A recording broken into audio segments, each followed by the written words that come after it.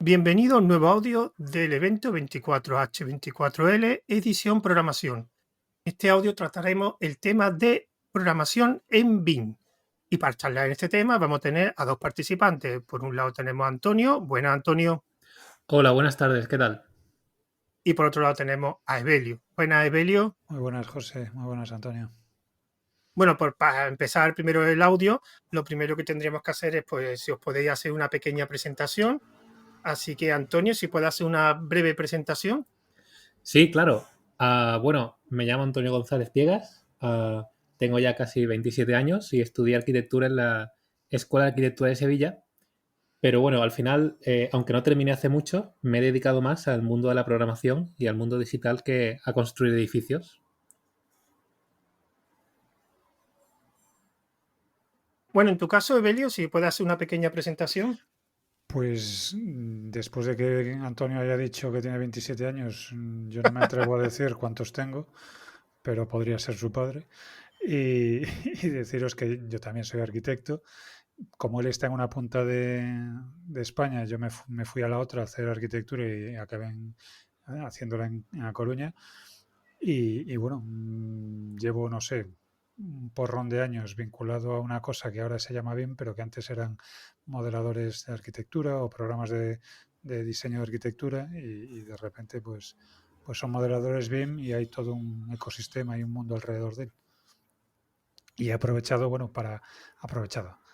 Hablando de estas cosas, nos juntamos un par de amigos más y tenemos un podcast que es BIMRAS, en el que hablamos también de BIM y de tecnología aplicada al sector de la construcción.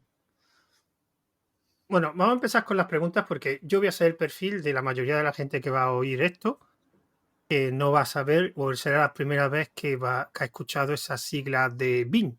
Así que, Evelio, ¿me puedes explicar un poco qué es BIM? Y si me lo explicas para un informático, mejor. Bueno, pues para un informático, BIM primero es con B, no es el procesador de textos que estáis acostumbrados a encontraros en vuestros terminales, con lo cual ya nada que ver, es un programa completamente gráfico, es un entorno en el que, bueno, programa. El BIM en realidad no es exactamente una aplicación, sino que es todo un conjunto de prácticas y de,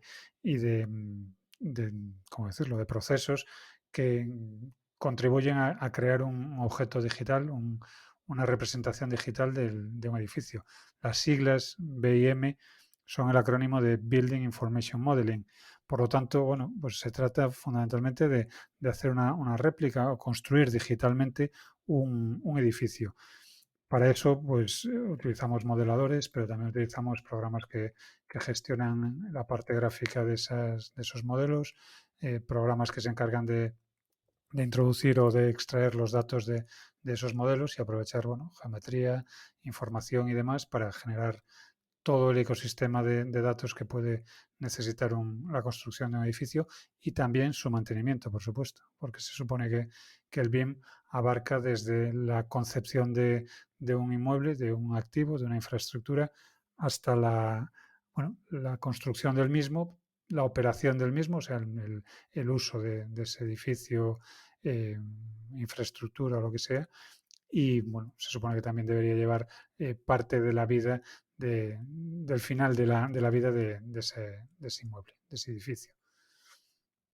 No sé si Y esto te para, aclara algo o todavía te bueno, valía más. cuesta, pero por eso la siguiente pregunta sería, para ponerlo en contexto, BIM, ¿qué fue a sustituir o a mejorar? ¿Qué es lo que había antes que para eso surgió BIM, que pretendía, digamos, solucionar o mejorar la eficiencia? Porque por lo que me has dicho es como, digamos, para un informático sería como una metodología, ¿no?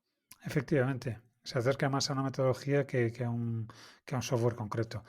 Em, hasta la irrupción o hasta la eclosión de esta metodología o de esta forma de enfrentar un proyecto, lo que hemos estado utilizando, lo que realmente se utiliza de forma todavía mayoritaria, pese a lo que nos pese, es trabajo con CAD, con dibujo puro y duro asistido por ordenador. A muchos de los oyentes seguro que les suena el AutoCAD, aunque solo sea de referencia. Es un programa que en su momento sustituyó al tablero de dibujo, de la misma forma que sustituyó el procesador de textos a la máquina de escribir.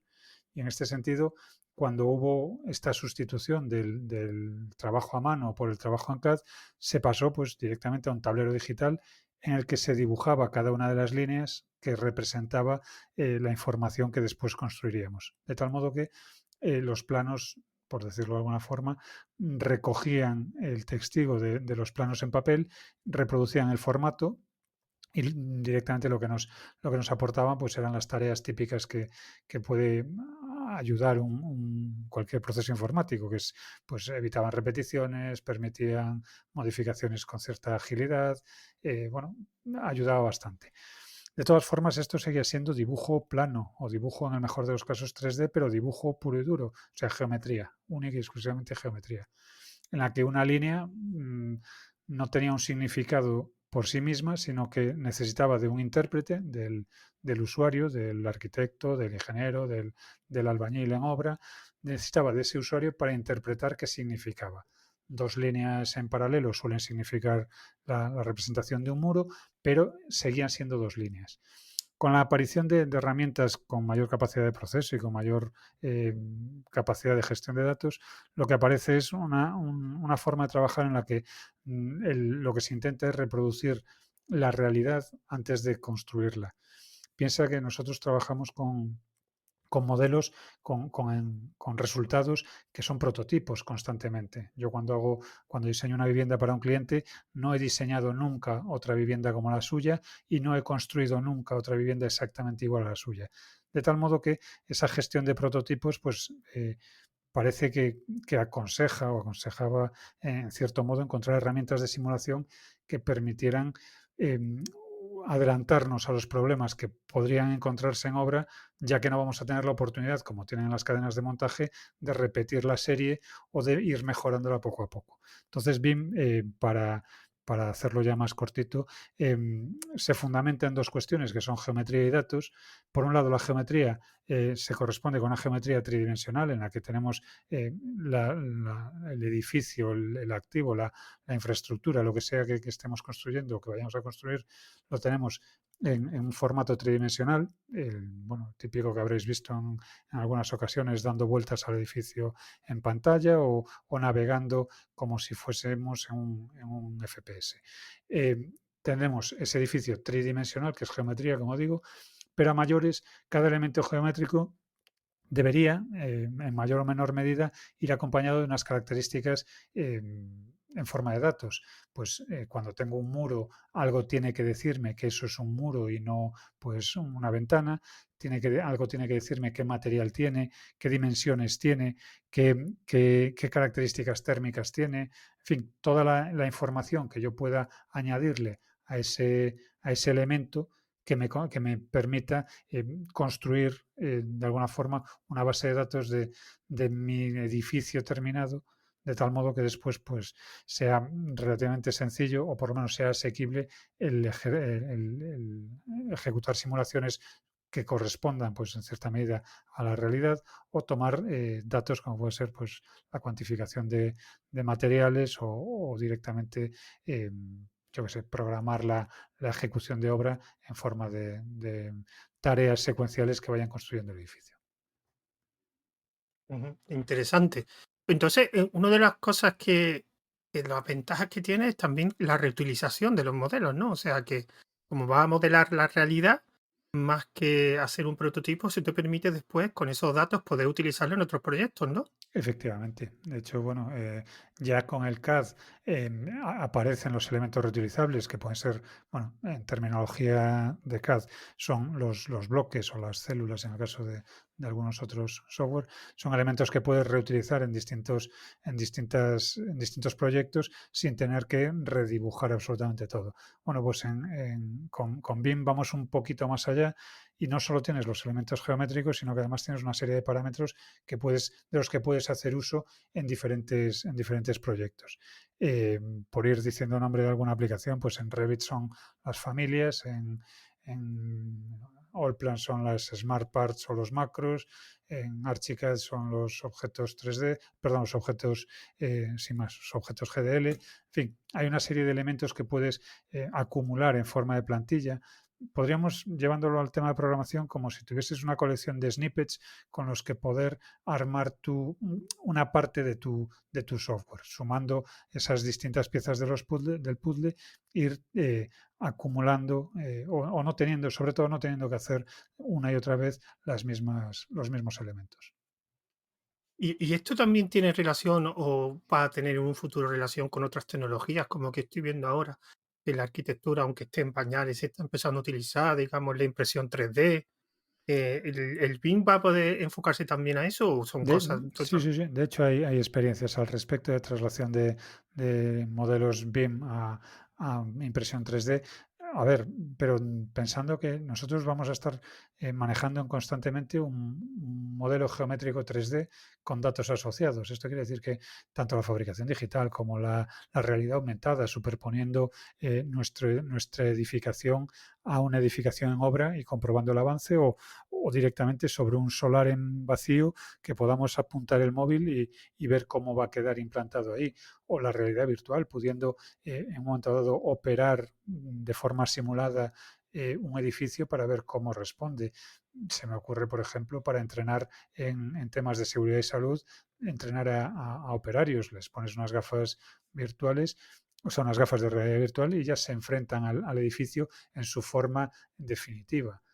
Pero estoy hablando constantemente de edificio, pero pensad que el edificio también son sus instalaciones. O sea, yo puedo modelar las instalaciones de un edificio y de alguna forma añadirle información, por ejemplo, de mantenimiento.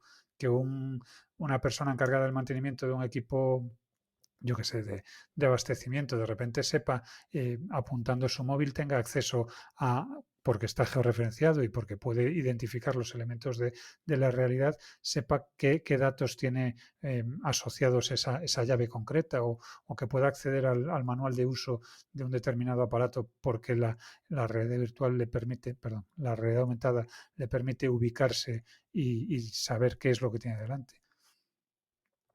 Son muchísimos los usos que pueden darse.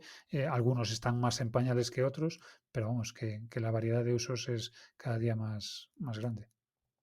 Sí, al final la tecnología va a englobar casi todos los ámbitos de conocimiento en todos los lados. En todos lados ya creo que no existe nada que la tecnología no esté aplicada de alguna forma u otra. Pero Pues bueno, dime, Beli. no, no, que completamente de acuerdo. A día de hoy es difícil encontrar cualquier actividad en la que no haya un avance tecnológico que pueda llevarla a otro nivel. Bueno, y ahora vamos a empezar con Antonio. Antonio está como, digamos, de participante porque ha hecho una librería relacionada con BIM, pero bueno, mejor que lo explique él porque a mí hasta me cuesta un poco entenderlo, digamos. Así que, Antonio, ¿me puedes explicar un poco tu desarrollo, cómo se llama y de qué trata? Sí, claro.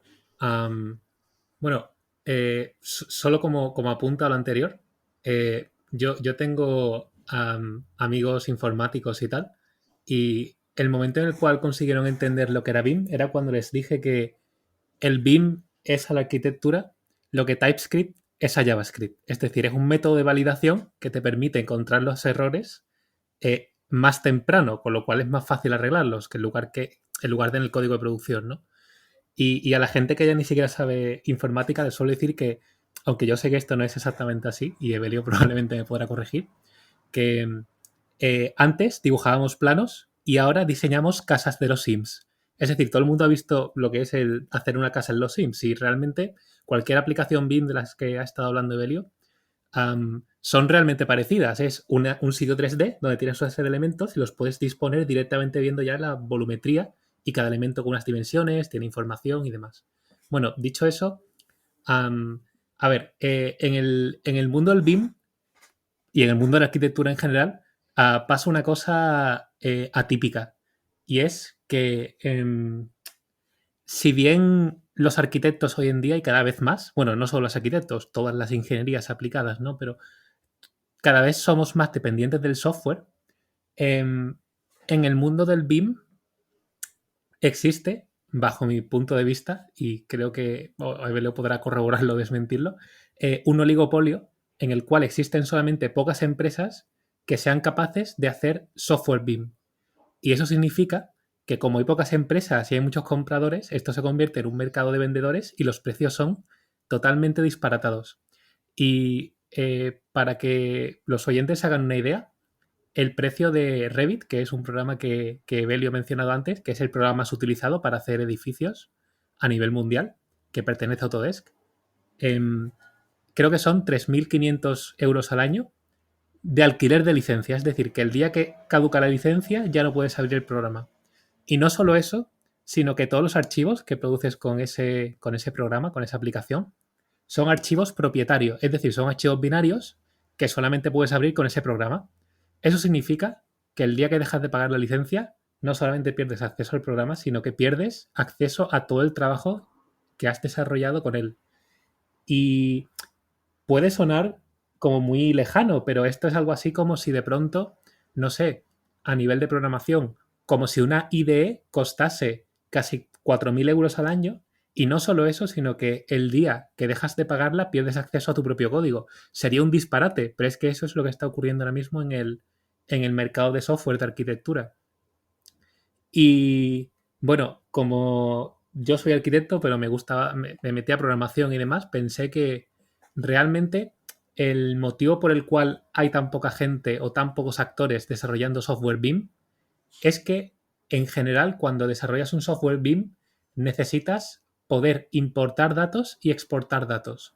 Sencillamente porque un edificio es un objeto tan complejo que tú no puedes hacer una única aplicación que lo haga todo. Con lo cual, cuando tú dices, venga, me voy a meter en el mercado BIM, pues tienes que ver qué aplicaciones hay, qué datos generan y dices, vale, pues yo me voy a meter a hacer una aplicación que, no sé, diseñe máquinas de aire acondicionado o que diseñe las puertas. Y ahora importas los datos de otras aplicaciones, tu programa diseña las puertas y exportas los datos generados para mandarlos a un taller o lo que sea. Y para hacer esa importación y exportación de datos hay que utilizar un formato que se llama IFC, que es algo parecido al JSON en el mundo de la programación más estándar, ¿vale? Es un formato de texto que es abierto, porque claro, es de texto, y cualquiera puede leerlo y escribirlo. Pero el problema que tiene ese formato es que es técnicamente muy difícil de leer y escribir, porque sigue un estándar que es bastante antiguo, creo que son más de 20 años o 30 años, y si bien un JSON normalmente cualquier librería, cualquier lenguaje tiene herramientas para leerlo y escribirlo en una sola línea de código y no tener que preocuparse más, eso no es así con IFC. Y eso significa que quien quiera leer o escribir archivos IFCs necesita desarrollar un parseador IFC. Y eso es algo que solamente las grandes empresas, o bueno, grandes y medianas empresas, a lo mejor las que cotizan de 5 millones al año para arriba, se pueden permitir. Porque al final eso significa tener un equipo de gente cuyo único trabajo es importar datos y exportar datos. Y eso deja fuera de juego a todos los pequeños desarrolladores que a lo mejor podrían proponer herramientas interesantes, pero que no se pueden meter en el mercado porque no disponen de la capacidad técnica para leer y escribir archivos IFC. Y bueno, la librería que hemos desarrollado es básicamente una librería gratuita, open source, que trivializa leer y escribir IFCs de forma que de pronto cualquiera puede desarrollar aplicaciones BIM. Incluso a lo mejor arquitectos que no tengan mucha idea de programación, como programadores que se quieran meter en el mercado BIM de arquitectura, que en mi opinión es muy interesante porque, como digo, ahora mismo es un oligopolio, hay un gran descontento por los precios altísimos y yo creo que ahí hay una oportunidad para meter cabeza y proponer soluciones interesantes y alternativas a los gigantes que hay ahora mismo en el mercado. Y esa es un poco la idea general de la librería. Básicamente, lo que hemos hecho es como un lector y escritor de JSON en un mundo donde nadie tiene un lector y escritor de JSON. Entonces, no había ninguna aplicación o alternativa a software libre. La primera que la has desarrollado ha sido tú. Lo que había eran cosas ya de software propietario. Realmente, sí y no. Por un lado, cada empresa de software de BIM tiene su propio departamento de gente únicamente dedicada a desarrollar esa tecnología. Es decir, individualmente, desde cero y repitiendo el trabajo, cosa que es un disparate en el mundo de software en cualquier otra industria. Pero bueno, así estamos en el mundo del software de arquitectura. Y sí O que sea, había otras librerías que eran capaces de leer y escribir IFC, eh, pero la salvedad de nuestra librería es que está completamente escrita. Bueno, no es verdad, pero está completamente pensada para ser ejecutada en JavaScript. Y eso quiere decir que de pronto se pueden crear aplicaciones web en 3D que puedan leer y escribir datos de edificios en menos de 100 líneas de código. entonces, por lo que estoy entendiendo de este mundo de, digamos, de arquitectura, es un mundo todavía que, digamos, alternativas a software libre todavía no hay, ¿no? O sea, o no está muy desarrollado, ¿no? No. O sea, ya te digo que no solamente no está desarrollado, sino que tanto es así que si te pones a mirar qué empresas de software, o sea, si tú te metes, por ejemplo, en la Apple Store o en la Store en la Play Store de Android, ¿cuántos desarrolladores puede haber ahí? Cientos de miles, a lo mejor, y aplicaciones de todos los precios. Pero si te metes en el mundo de arquitectura, no sé, creo que hay así relevantes que no sean aplicaciones muy ad hoc y tal, mm, con los dedos de la mano prácticamente se pueden cortar. Y uno de los motivos es ese, es que no hay librerías. Entonces eso significa que hay que hacer todo de cero. Y eso es evidentemente un disparate. Eso es una cosa que poca gente está dispuesta a hacer. A ver, dime, Evelio, que querías decir algo.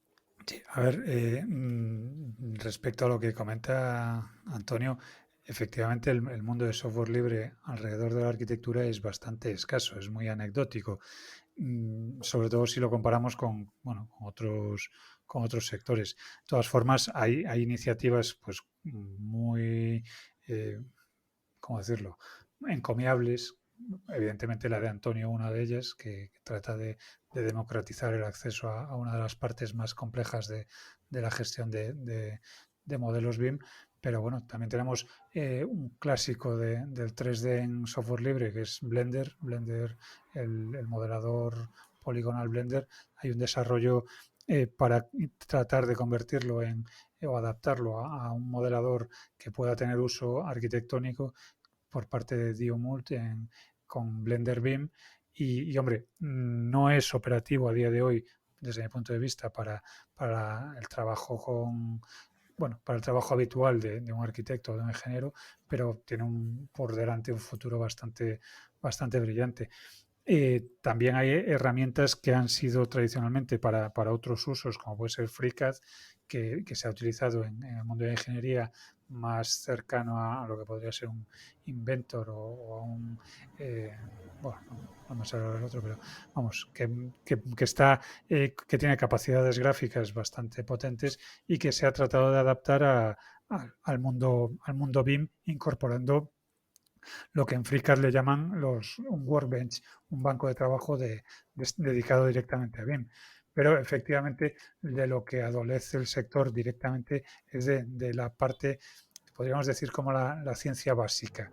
Hay algunos desarrollos de aplicación finalista, pero de ciencia básica, lo que serían los mimbres con los que se construyen las aplicaciones, pues no son tan fáciles de encontrar. De hecho, la única librería que yo conozco abierta que permite trabajar con IFC como de forma similar a la que permite la de Antonio IFCJS es IFC OpenShell, que efectivamente es una librería open source que permite trabajar con formatos IFC, que es la base a día de hoy del trabajo con BIM de una forma interoperable, pero bueno, tiene una cierta complejidad de uso. Creo que solo tiene que no tiene ninguna librería para JavaScript, con lo cual, bueno, pues se complica un poco el panorama.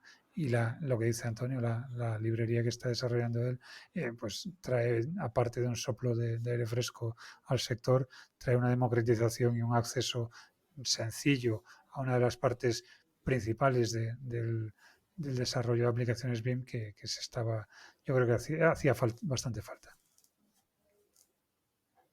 Una pregunta, Antonio, porque me has dicho que tu desarrollo está principalmente en JavaScript, pero tengo, perdón, tengo una duda. O sea, yo sobre todo JavaScript sé algo, pero sobre todo sé de Python y una de las cosas que me ha gustado siempre de Python es que va poco a poco conquistando diferentes ámbitos de uso. está muy, digamos, está muy ahora de moda digamos, en los datos, en el Big Data, incluso en las aplicaciones de GIS, hay algunas herramientas también muy conocidas que están en Python, pero en el mundo de Bing, si tuvieras que coger un lenguaje JavaScript, ¿sería el idóneo para la programación o lo Eh, has escogido por otro motivo? he dicho, bueno, vale, ahí hay dos preguntas. La primera, que la voy a responder porque creo que es más rápida. La librería no está en JavaScript, está hecha para JavaScript, pero no está en Ah, JavaScript. vale, vale, vale, vale, vale. Está en TypeScript, que es como JavaScript, pero bien hecho, Sí, sí, porque sí. tienes validación en el IDE. Ese es de Y Microsoft, ¿no? Perdón, Antonio, es de sí, Microsoft el sí, desarrollo, ¿no? sí, Sí. sí, sí. Realmente TypeScript es como JavaScript tipificado y con mucho control sobre el, ¿sabes? El que no hagas barbaridades y te lo dice directamente en el IDE, no tienes que esperar al código a que se interprete para que falle. Y también está escrita en C++. Estamos utilizando WebAssembly, que no sé si sabes lo que es. Eh, Ahora mismo los navegadores, desde hace relativamente hace poco, tienen una nueva API que te permite coger lenguajes compilados como C++ y crear archivos que tienen una extensión .wasm o WASM y se ejecutan de forma hipereficiente, porque como sabes, están por un lado los lenguajes compilados y por otro los interpretados. Y el secreto es que el archivo WASM se envía directamente a la CPU sin tener que interpretarlo línea a línea y es como muchísimo más eficiente. Bueno, muchísimo es a lo mejor un 25%, pero que es sensiblemente más eficiente que JavaScript normal. Entonces la librería está escrita tanto en TypeScript como en C++. Eso por un lado. Por otro lado, la pregunta de por qué elegimos esta tecnología, tecnologías web, para entendernos, era que el objetivo que teníamos nosotros, y ojo que la librería no solamente la he desarrollado yo, o sea, hay más gente, el objetivo que teníamos era no solamente que fuera fácil leer y escribir IFC, sino que fuera fácil crear aplicaciones BIM en general, ¿sabes? Y nos dimos cuenta que en tema web era muy fácil hacer 3D con la librería 3JS, que no sé si te suena, que está hecha por Ricardo Cabello o Mr. Dub. Básicamente es la librería más utilizada para hacer 3D en el navegador, ¿no? Y nos llamó mucho la atención esa facilidad de poder de pronto en 50 líneas de código tener un 3D por el que pudieras navegar, interactuar y demás.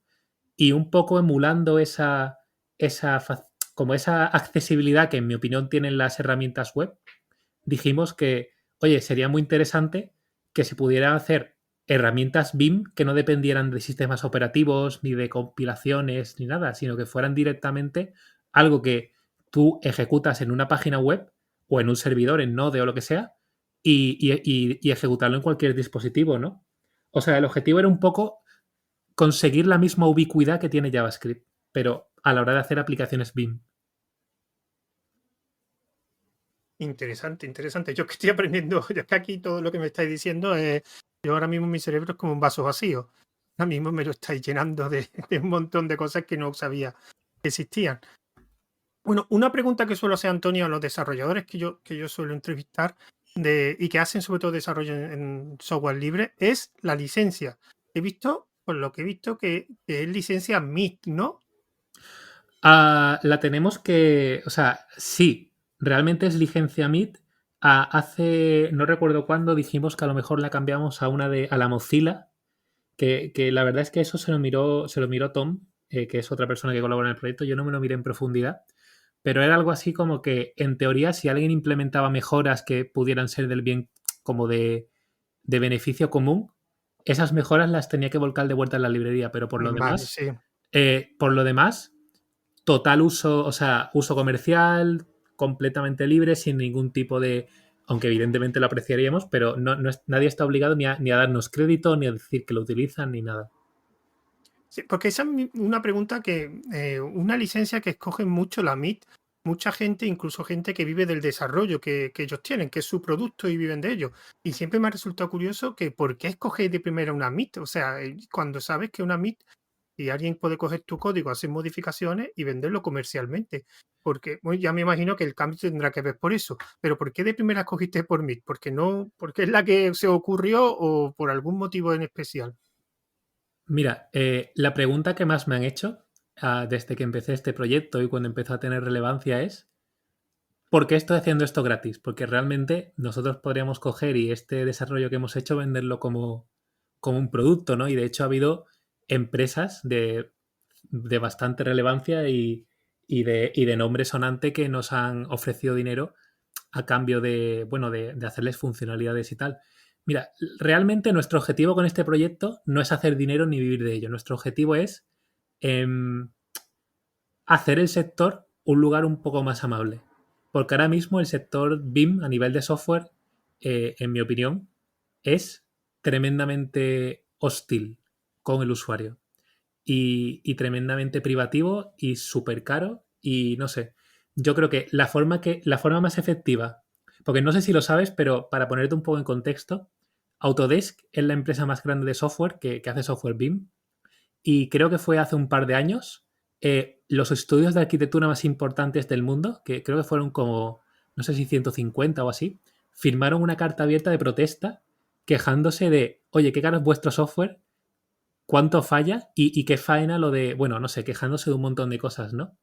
Y lo que hizo Todes fue sencillamente encogerse de hombros y decir, bueno, muy bien, mensaje recibido, pero, o sea, somos el número uno, vamos a seguir haciendo lo mismo, básicamente.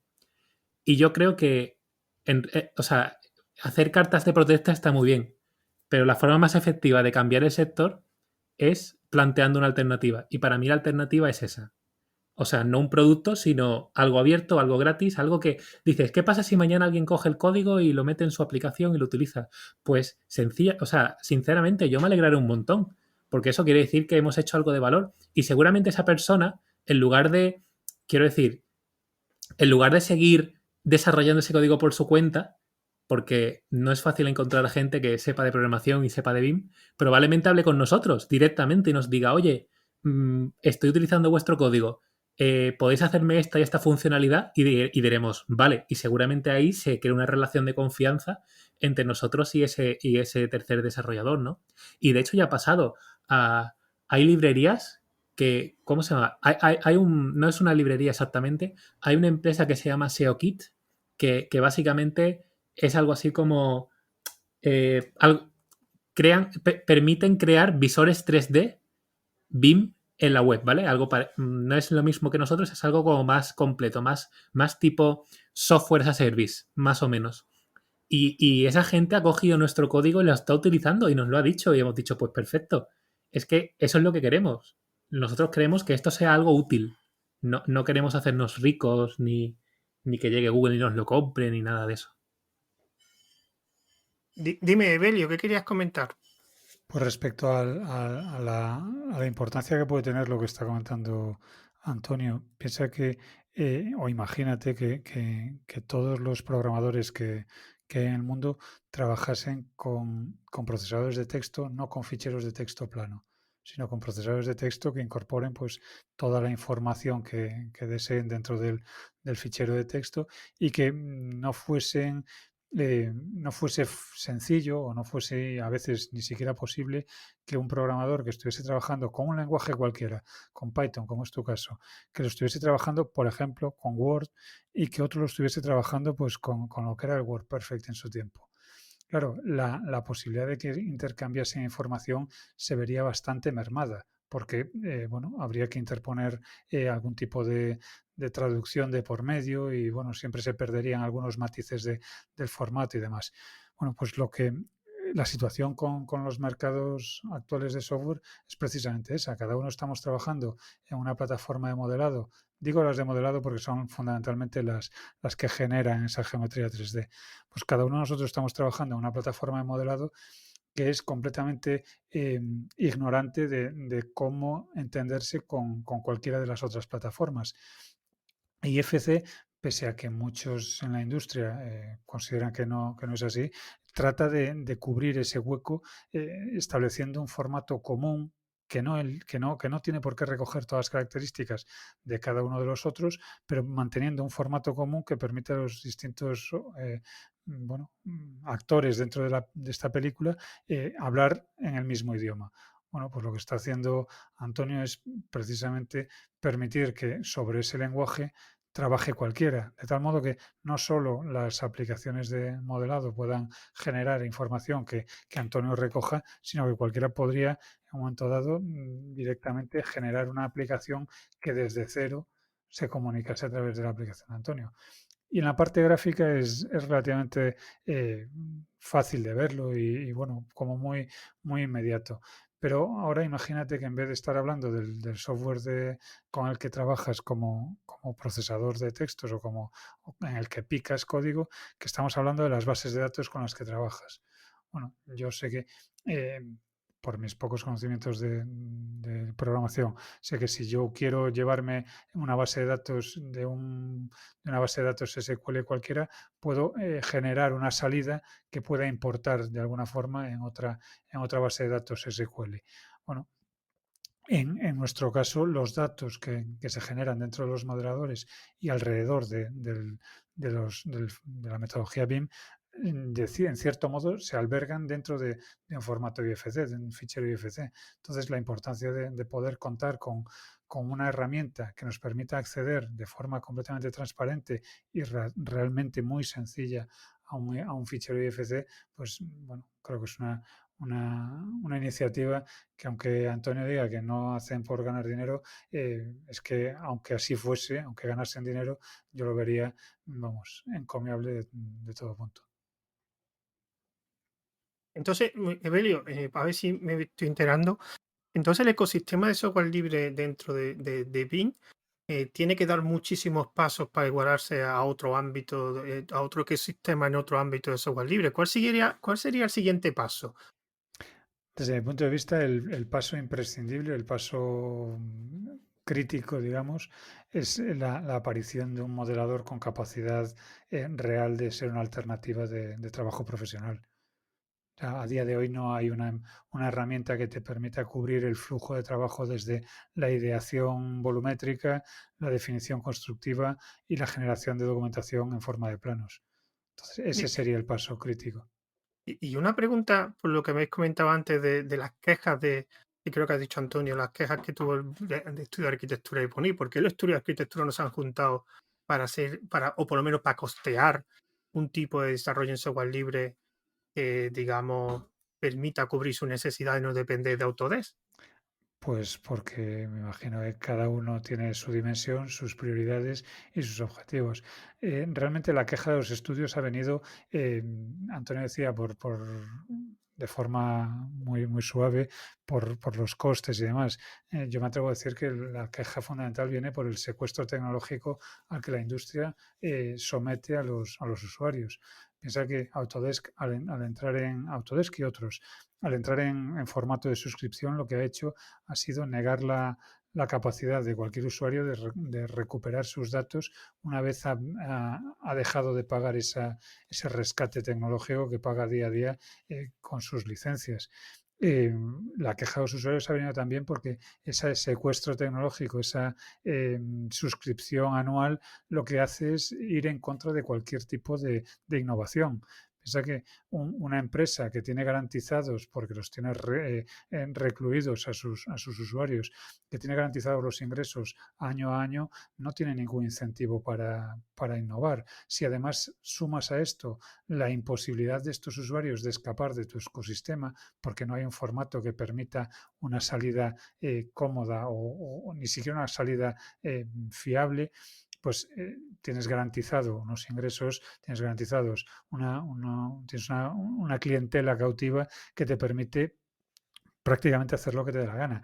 ¿Por qué no se han revelado los usuarios? Pues probablemente porque las prioridades y las alternativas no existen. Yo recuerdo cómo empezó Blender. Blender no era la Blender Foundation que es ahora. Entonces, bueno, pensemos que en el poder, cuando es el oligopolio del que hablaba Antonio, no es tan sencillo o tan fácil de derribar. Autodesk además viene, bueno, y parece que estemos cargando contra Autodesk, pero es en general el sector. Hay tres, cuatro marcas que pueden ser las que copan el 95% del mercado. Esas marcas vienen de una historia previa en la que derivan de herramientas CAD que eran prácticamente las únicas que había en el mercado.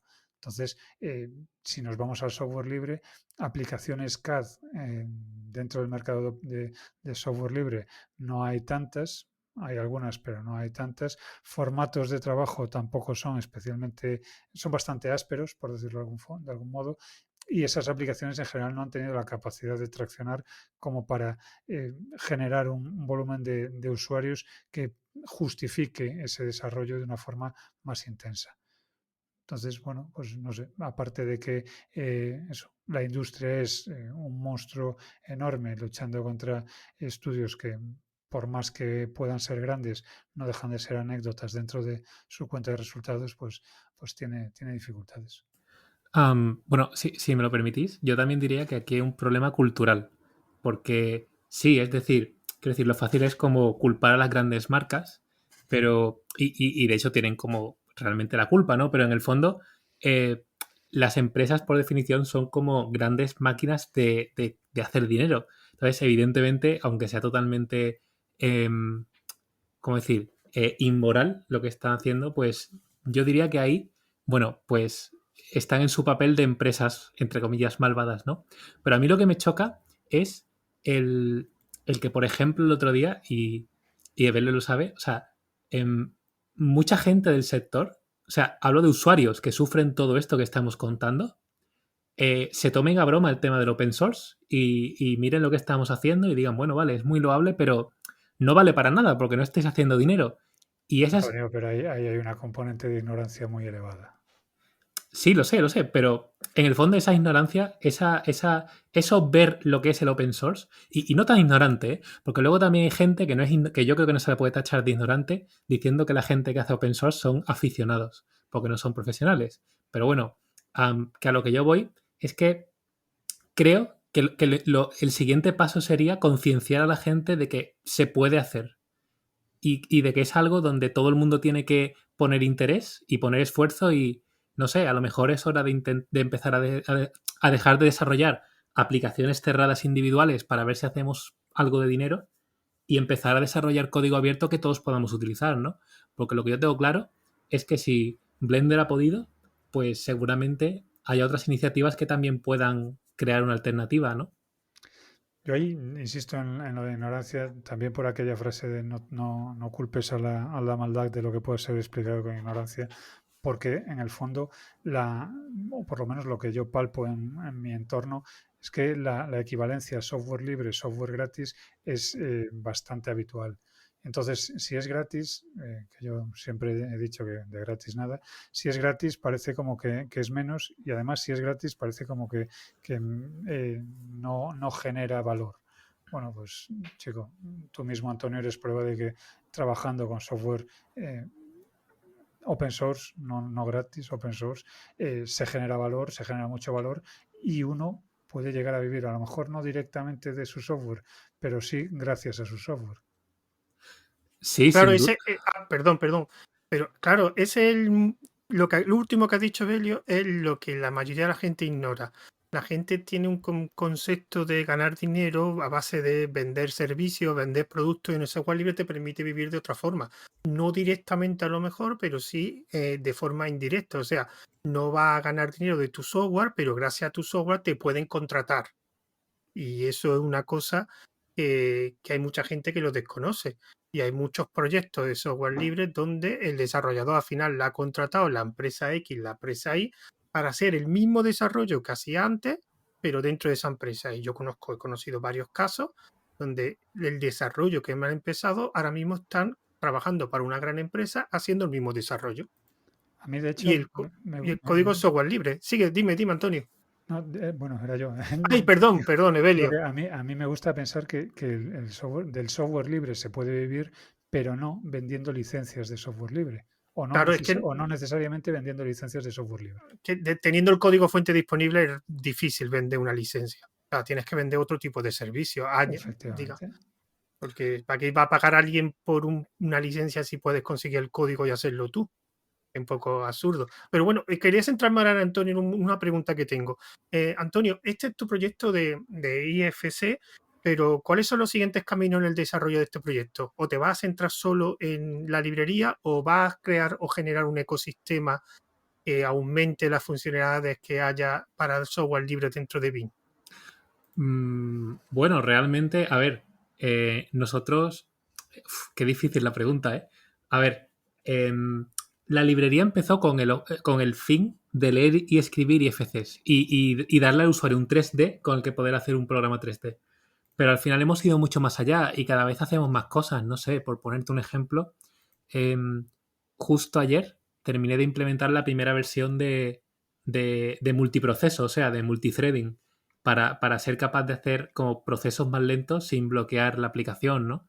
Y al final la librería avanza a una velocidad tal que yo no sería capaz de decirte dónde estaremos dentro de un año. El proyecto ahora mismo tiene, oficialmente como tal, empezó en enero realmente y, y bueno, tiene menos de un año y avanza muy, muy deprisa.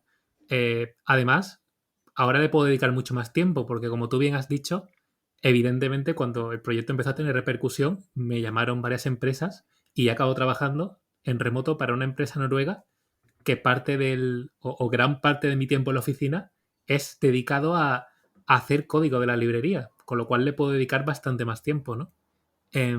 No sé, hombre, la verdad es que el objetivo que tenemos es que mañana, si alguien se quiere meter en el tema de programación de aplicaciones BIM, que como digo, creo que es un mercado muy suculento, porque la clientela está muy enfadada, eh, tanto si es un informático que no sabe de arquitectura o que no sabe mucho de arquitectura, como si es un arquitecto que no sabe mucho de programación, lo puede hacer de forma amable, de forma tranquila y sin perder demasiado tiempo. Ese es un poco el objetivo. Bueno, pues me acaba de quitar la siguiente pregunta, Antonio, que te iba a hacer. ¿Qué cualidades hace falta para que un programador empiece a programar en Bing? Así Ah, que, bueno, no, nada. Realmente yo diría que para mí lo ideal sería, si alguien es programador y se interesa por ese tema, que se ponga en contacto con la gente que ve en LinkedIn, gente como Evelio, por ejemplo, y el equipo de Binras, porque yo estoy seguro de que, o sea, no hay más, o sea, no hay más programadores metiéndose en el mundo BIM porque es un gran desconocido, porque se desconoce. Porque si grandes programadores fueran conscientes de lo que se está cociendo en ese mercado, yo estoy seguro de que muchísima gente se metería. ¿y de qué Antonio, ámbito, perdón, de qué ámbito crees que sería el más acorde para que esa migración, o sea, un desarrollador web, un programador de videojuegos, un programador de GIS, de aplicaciones de GIS, ¿cuál crees que sería, digamos, el ámbito por cualidades que tenga el programador, por conocimiento, que el salto a BIM sería más fácil? No lo sé, depende. A ver, realmente cualquiera de las cosas que has dicho yo creo que sería útil, porque o sea, al final cuando se sabe programar, el aprender una nueva tecnología, y tú lo sabrás, no es tan difícil. Si has hecho algún proyecto de cierta relevancia, el meterte ahora con, por ejemplo, si has hecho siempre JavaScript, meterte con Python o viceversa, o si has hecho C Sharp en Unity, meterte con JavaScript, no es tan difícil. Yo no creo que haya realmente un requerimiento de conocimiento para meterse. Sabiendo programar, es cuestión de informarse, de encontrar algo que te motive y lanzarse. Pero es que la arquitectura da miedo. O sea, es que va un programador, le dice, hazme algo relacionado con arquitectura la mayoría es que no tienen conocimiento en eso. Por eso me resulta, por eso te he hecho esa pregunta, pues para saber si algunas cualidades las podía reutilizar, no solo de programación, sino de otros conocimientos que haya Yo requerido. diría que lo más directo es encontrar a un arquitecto BIM muy enfadado con la industria, con muchas ganas y que hagan un equipo multidisciplinar. Ah, vale, perfecto. Dime, Evelio, ¿qué querías decir? con esto último que ha dicho Antonio, por alusiones. Lo que, que- lo que quería decirte es precisamente lo que enfatizar lo que ha comentado Antonio, que es que hacer que un programador sepa lo suficiente de arquitectura como para encontrar las necesidades que pueda tener un arquitecto probablemente sea muy complejo. Sin embargo, encontrar arquitectos que puedan en un momento dado tener ideas respecto de cuestiones que puedan solucionarse o que puedan tener cierta demanda, yo creo que es más sencillo. Antonio ha dicho, bueno, y además creo que con conocimiento de causa, ponerse en contacto conmigo. Es que ideas son miles. Yo se lo he dicho a Antonio hace un par de días, las ideas le regalo las que quiera, que sin ejecución no acaban de ser nada. Sin embargo, y por abundar también en tu cuestión, cuando decías de qué campos puede ser útil un programador, pues es que un programador de videojuegos sabe de gestionar espacios en 3D, por ejemplo. cosa que un arquitecto se dedica profesionalmente a ello. Bueno, pues ahí cruzan intereses.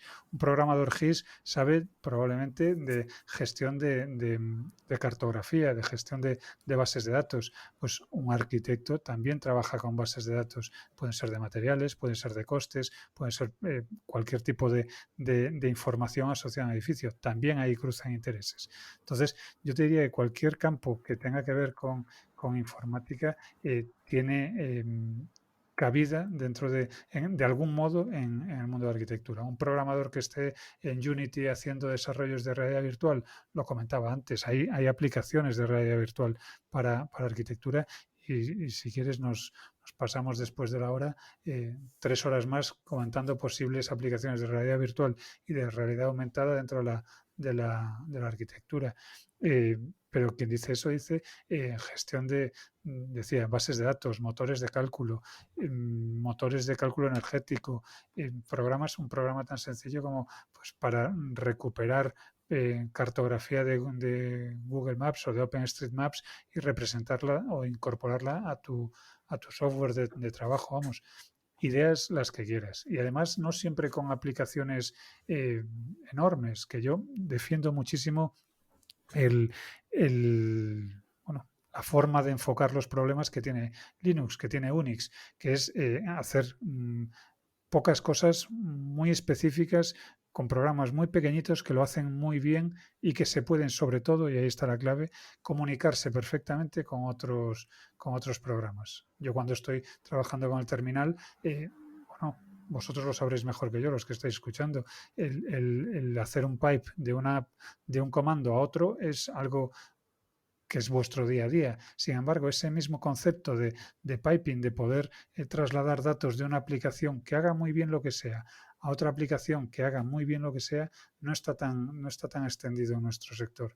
Y ahí yo creo que hay una oportunidad para muchas aplicaciones, insisto, pequeñitas, pero que tomando el IFC como a lo mejor como ese pegamento que pueda darle cohesión, tienen muchísimo sentido.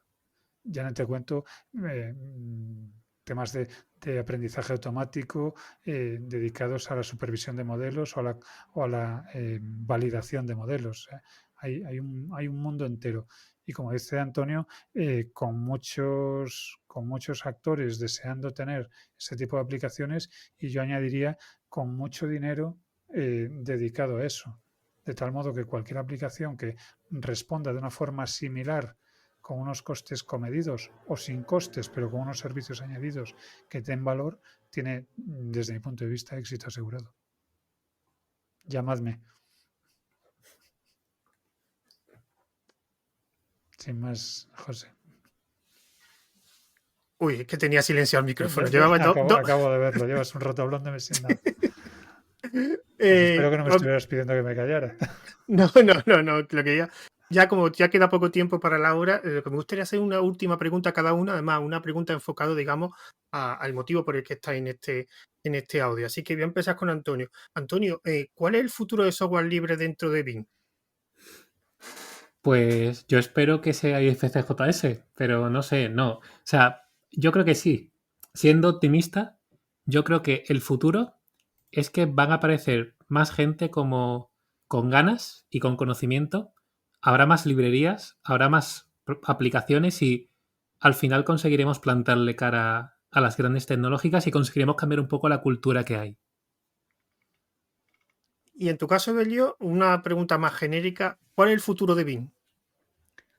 Pues el futuro de bien, pensando que todavía estamos arrancando, es conseguir que lo que ahora dicen muchos que hacen, que son gemelos digitales, sea una realidad que podamos palpar. No solo modelos dando vueltas en una pantalla, sino realmente bases de datos conectadas teniendo como digamos, dato o como parámetros a mayores los parámetros gráficos. Yo sueño muchas veces con un entorno BIM en el que la geometría esté disociada por completo de la información y la información pueda ser accesible como en el mundo GIS desde cientos de opciones de bases de datos, que sea el técnico el que se encargue de decidir qué necesita en cada momento y a ser posible con software abierto y, por supuesto, con datos abiertos. Bueno, ya para antes de finalizar, ya sé, digamos, la despedida, sí me gustaría pues que me dijerais vuestro método de contacto y proyectos que tengáis donde se pueda localizar. Por ejemplo, Antonio, ¿dónde te podemos localizar? Sí, yo soy bastante activo en LinkedIn, en Twitter y en GitHub. Así que, bueno, si me buscáis por mi nombre y tal y me agregáis, yo os voy a aceptar seguro y bueno, cualquiera que me quiera hablar para preguntarme lo que sea, a vuestra completa disposición. De todas formas, en notas de audio me pasas toda esa información y en las notas de audio pues la pondré. En tu caso, Evelio, ¿dónde te podremos localizar? Pues fíjate que si Antonio González tienes que añadirle Viegas para encontrarlo, a Evelio Sánchez, como le pongas bien, te aseguro que hay pocos que te salgan. Eh, Creo que soy a veces excesivamente prolífico en las redes que me muevo, en LinkedIn, en Twitter, pero vaya, que cualquiera que busque por Evelio Sánchez BIM me va a encontrar y por supuesto, encantadísimo de intercambiar con quien sea mi opinión o lo que desee. Y si además quiere escucharnos en BIMRAS hablando de nuestros friqueríos, pues encantadísimo también. Pero una pregunta, BIM entiendo lo que es, pero RAS, ¿cómo? ¿BIM RAS? Es un juego de palabras. BIMRAS nació tomándonos unas cervezas entre amigos y hablando de nuestras, pues eso, de las cosas que nos gustaban, ¿no? Amigos que compartimos una pasión por la tecnología y la birra es la cerveza, con lo cual el juego de palabras era BIMRAS como las Ah, birras. vale, vale, vale, vale. Vale, entendido. Bueno, y recordar que a los que estáis oyendo este audio, sobre todo en el directo, en el día de la misión, recordad que ahora va a haber otro audio que será programación en escritorio con Lorenzo Carbonell, Marcos Costales. Y ya recordar que también hay unos métodos de contacto de este evento. Tenemos la web que es 24h24l.org. Tenemos también una cuenta de Twitter que es 24h24l1 con número. También un canal de Telegram que es @evento24h24l. Y también una cuenta de Mastodon que es 24h24l. Recordad que todavía quedan unos cuantos audios para finalizar el evento. Así que seguid escuchando más audio a continuación y nos seguimos viendo. Venga, un saludo. Hasta luego.